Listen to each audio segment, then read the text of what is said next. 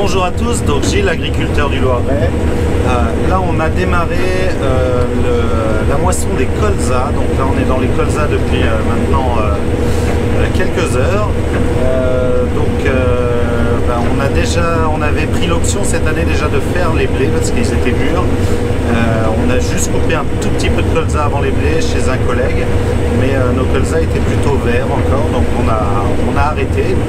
On a fait les blés et là ça y est, on vient de finir les blés, donc on a transformé la machine pour la mettre en colza, c'est-à-dire changer les réglages, mettre les scies à colza pour pouvoir couper sur les côtés. Et puis depuis maintenant 2 heures, on est en train de couper du colza. Donc ça se coupe très très bien. Les colzas sont debout, ils sont plutôt faciles à couper, par contre ils font beaucoup de poussière. Donc on est obligé de passer un coup de balayette régulièrement sur les carreaux parce qu'on ne voit rien. Ça c'est un peu la galère, une poussière noire. D'ailleurs je suis tout poussiéreux. Voilà. Sinon les premiers résultats en rendement sont plutôt bons. Là je suis autour de 27 quintaux hectares. Ma moyenne elle est plutôt autour de 25 d'habitude. Donc je suis assez content.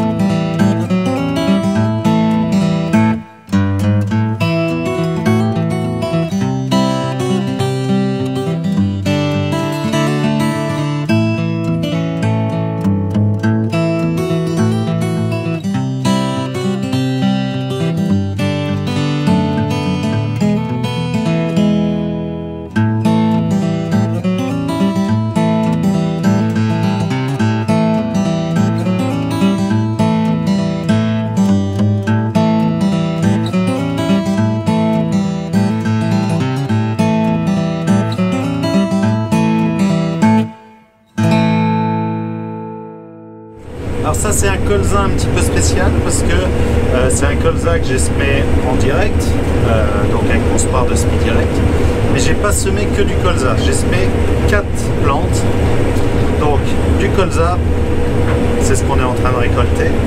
J'avais semé une légumineuse avec une févrole pour pouvoir lui apporter de l'azote. J'avais aussi semé du sarrasin avec, parce qu'il a un pouvoir couvrant, donc c'était pour la partie, on va dire, entre guillemets, désherbage. Et j'avais semé du trèfle, là qu'on peut voir, qui est bien derrière, qui est bien développé. Donc ça, c'est pour mon couvert de cet été. Donc globalement, je suis content parce que c'est la première fois que je faisais ça. Le rendement est plutôt au rendez-vous. La baisse de charge aussi, parce que j'ai moins désherbé. J'avais pas le choix, sinon j'abîmais mes légumineuses. J'ai pas fait d'insecticide du tout sur ce colza. Et puis, dernière chose, en termes de travail du sol, j'ai très peu investi puisque j'ai fait juste un semis. Ah non, en réalité 2 parce que sur cette parcelle j'ai eu du problème de limaces et donc j'ai ressemé une deuxième fois du colza en travers pour être sûr d'avoir assez de blanc. Donc voilà, donc globalement je suis très content parce que je pense qu'en termes de marge ça va être plutôt bien du fait des baisses des charges sans baisser vraiment le rendement derrière. Donc ça me paraît plutôt bien.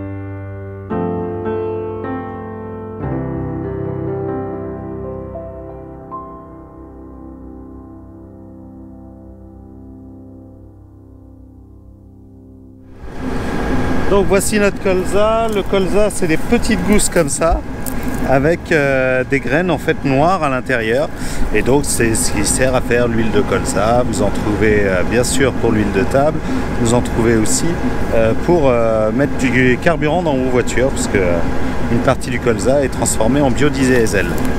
Alors cette parcelle, je vous l'ai dit, elle était sous couvert, et il y a un trèfle qui est présent sous le colza. Donc comme vous pouvez voir là, on coupe le colza, et en dessous donc on a ce tapis de trèfle qui va nous servir de couvert pour l'année prochaine. Globalement je suis très content parce qu'il est super bien implanté. Bon là je suis dans la meilleure partie de la parcelle où le trèfle est vraiment très très beau. Donc il reste bien en dessous, c'est un trèfle nain, et ça permet de couper sans problème au-dessus. Et même dans les quelques zones où il y avait un peu trop d'humidité cet hiver, le trèfle a permis à ce que ça se salisse moins, parce qu'il a pris la place des mauvaises herbes une fois que le colza était parti. Au niveau de la coupe de la machine, vous pouvez voir qu'on a rajouté des scies à colza. C'est des scies pour couper le côté du colza, puisque quand on passe, s'il n'y avait pas ces scies, ça ferait des tas de colza, puisque le colza il est assez dense. Donc voilà. Et deuxième chose qu'on a fait, c'est qu'on a rallongé la coupe au maximum. Donc c'est une coupe qui peut se rallonger un petit peu. Donc là on l'a mis au maximum. Donc ça fait quasiment 60-70 cm de plus que la coupe classique à céréales. Donc voilà les quelques modifications faites sur la machine, et puis voilà ce que ça donne au champ.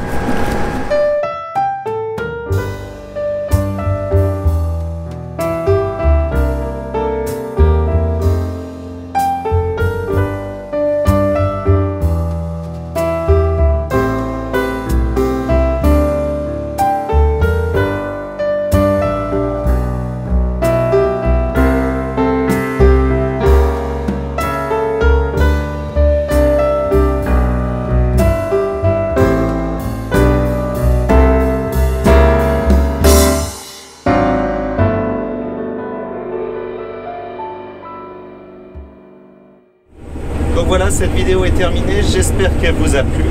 Et puis avec toutes ces nouvelles technologies, toutes ces nouvelles choses, vous avez pu voir que conduire une moissonneuse-batteuse est quasiment devenu un jeu d'enfant. Parfait. Attends, hop. Oh le pauvre GPS.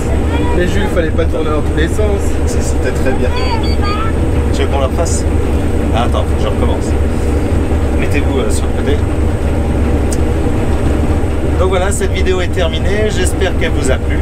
Et puis vous avez pu voir qu'avec toutes ces nouvelles technologies, avec le GPS, avec tout ça, maintenant conduire une moissonneuse-batteuse est quasiment un jeu d'enfant.